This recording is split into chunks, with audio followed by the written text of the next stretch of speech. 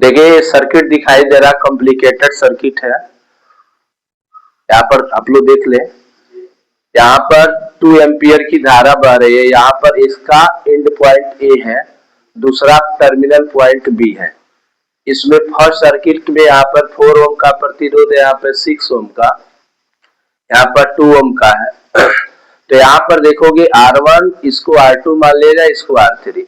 तो ये और यह सीरीज कॉम्बिनेशन में है, और इसके साथ ही R4 की जो वैल्यू होगी वह पैरेलल कॉम्बिनेशन में होगा, यानी समांतर क्रम में।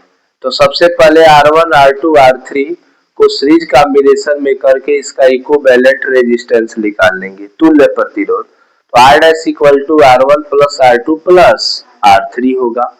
तो R' equal to 4 plus 6 plus 2 equal to कितना होगा 12। फिर से आप देखोगे कि जो R' की वैल्यू आया है इसे 3 प्रतिरोधों से, वह चौथे प्रतिरोध R' के साथ किस क्रम में दिखाई दे रहा है? पैरेलल कॉम्बिनेशन में, नहीं समांतर क्रम में। तो 1/RAB equal to 1/R' plus 1/R4 हो जाएगा। तो RAB इक्वल टू 1/12 प्लस 1/9। 12 और 9 का एलसीएम कितना हो जाएगा? 36 होगा। 1/RAB इक्वल टू हो जाएगा 7/36। तो RAB इक्वल टू हो जाएगा 36/7। तो इसको अगर डेसिमल में अगर कट करेंगे तो 5.14 ओम आ जाएगा। फिर से कह रहा कि A और B के बीच में पोटेंशियल डिफरेंस पूछा, विभवांतर पूछा। तो I इंटू RAB होगा।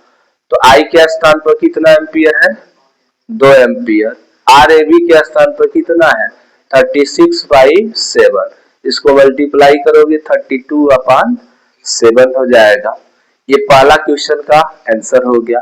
सेकंड क्वेश्चन का रहा, ये कॉम्प्लिकेटेड सर्किट है, पोटेंशियोमीटर है, 2 विभव मापी, एक E1 है और एक E2 है। इसके अलग अलग विद्युत वाहक बल दिया है E1 और E2 का। तो A से B तक की जो लंबाई है इसकी वह 100 सेंटीमीटर, दूसरे का जो संतुलन स्थिति दिया है वह 75 AC की संतुलन स्थिति। फर्स्ट क्वेश्चन में कह रहा A और B के बीच में विभव प्रवणता ज्ञात कीजिए। तो विभव प्रवणता बराबर आपने फार्मूला पढ़ा K इक्वल टू E/L। तो लेकिन इसमें काम करेगा केवल AB के बीच में काम करेगा, तो E1 विद्युत वाहक बल और टोटल लेंथ काम करेगा। तो K इक्वल टू E1/L1, यानी E1 के स्थान पर 2/100 होगा। तो K इक्वल टू 0.02 वोल्ट पर मीटर हो जाएगा। फिर से E2 पूछा, तो हम जानते हैं E2/E1 इक्वल टू L2 अपन क्या होता है L1। तो ये E1 अपान में इधर आएगा तो मल्टीप्लाई में होगा। तो E2 equal to L2/L1 into E1। तो 75/100 इंटू 2 इक्वल टू होगा 75 2 जा 150 होता है, 1070 कैंसिल, 15/10 इक्वल टू 1.5 वोल्ट हो जाएगा।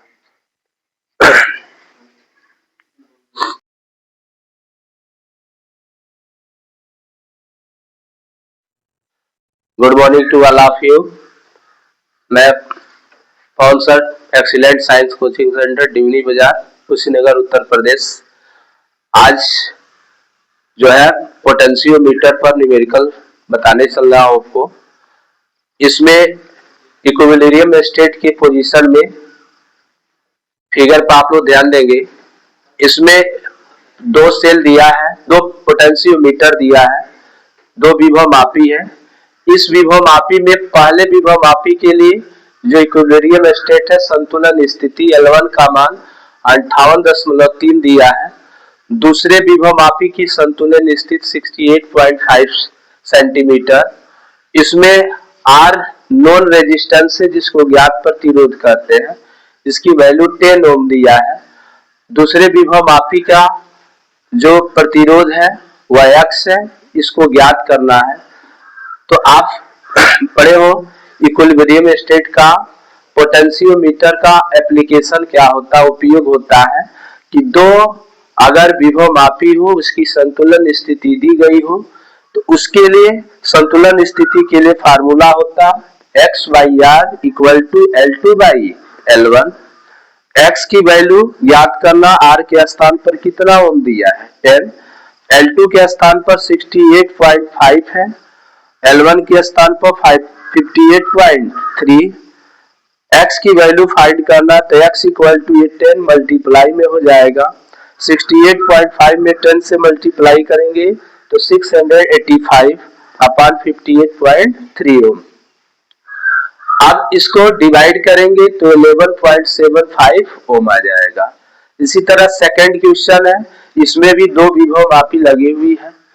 पहले विभव मापी की जो ईएमएफ दिया है, सेल का विद्युत वाहक बल 2 वोल्ट है, दूसरे सेल का विद्युत वाहक बल 1.5 वोल्ट है। इसमें पहले की इक्विलिब्रियम स्टेट है, संतुलन स्थिति है 76.3, दूसरे का 64.8। पहले का इसमें एक्सटर्नल रेजिस्टेंस दिया 9.5 ओम। तो पूछ रहा है इस सेल का इंटरनल रेजिस्टेंस क्या होगा। तो इंटरनल रेजिस्टेंस के लिए आपको फार्मूला बताया गया है, R equal to L in bracket में L1 upon L2 minus 1 in bracket close. R equal to small r equal to capital R के स्थान पर 9.5 ओम है, इसको पुटअप किया गया है। ये यहाँ पर L1 के स्थान पर 76.3 है, 64.8 माइनस 1 9.8, इसमें 5 पुट किया है। अब इसका एलसीएम बराबर करेंगे तो 1 और 64.8 का एलसीएम होता है 64.8, तो ये हो जाएगा 76.3 माइनस 64.8 अपॉन 64.8। यहाँ पर 76.3 में से 64.8 सबट्रैक्ट करेंगे तो 11.5 आएगा। उसके बाद इसका मल्टीप्लाई करेंगे, डेसिमल हटाने के लिए 10 से मल्टीप्लाई कर देंगे तो 115 अपॉन 648 आ जाएगा। 9.5 में 115 से मल्टीप्लाई करके 648 से डिवाइड करेंगे तो 1.7 ओम आ जाएगा। इसी तरह एक थर्ड नंबर क्वेश्चन दिया है, दो सेल है, दो सेलों के विद्युत वाहक बल 1.25 वोल्ट है, सेकंड का निकालना है। पहले की स्थिति के लिए संतुलन की स्थिति है 35 सेंटीमीटर, दूसरे के लिए संतुलन स्थिति है 63 सेंटीमीटर। तो वी नो दैट, हम जानते हैं दो सेलों के लिए संतुलन की स्थिति और विद्युत वाहक बल के बीच में संबंध E1 upon E2 equal to L1 upon L2। तो इसको अगर रिवर्स करते हैं तो E2 upon E1 equal to L2 upon L1 होगा, E2 बराबर L2 upon L1 into E1 हो जाएगा। इस तरह हम L2 के स्थान पर 63 देखोगे, दिखाई दे रहा 63 अपॉन 35 होगा, E1 के स्थान पर 1.25 है। यहाँ पर 9 से कट जाएगा, नहीं 7 से, ये हो जाएगा 7 5 जा 35, 7 9 जा 63, तो 9 इंटू 0.25 आएगा। अब 0.25 में 9 से मल्टीप्लाई करेंगे 2.25 वोल्ट आ जाएगा।